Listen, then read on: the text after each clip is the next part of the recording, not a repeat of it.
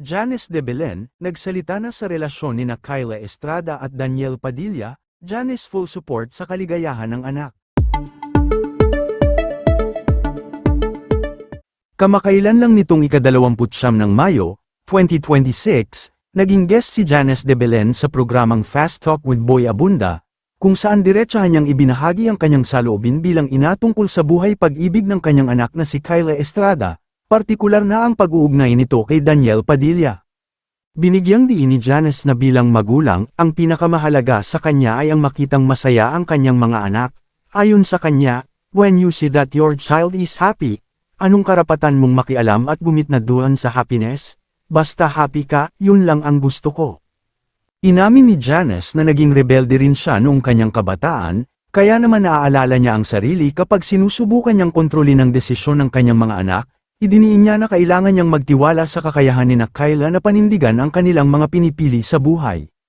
Bago ito, sa isa pang interview noong Abril, nagbigay rin siya ng simpleng paalala para kay Kyla na ngayon ay 30 taong gulang na, "Basta guard your heart."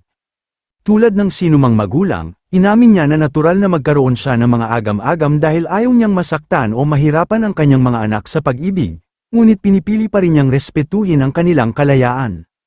Matatandaan, nagsimulang maging matunog ang mga tsismis tungkol kina Kyla Estrada at Daniel Padilla matapos silang magkasama sa primetime series na Incognito, lalo pang uminit ang usapan nang mag-post si Kyla ng mga larawan mula sa 31st birthday celebration ni Daniel noong Abril, kung saan makikitang magkasama at malapit sila sa isa't isa, at present din si Kyla sa pamilya ng aktor.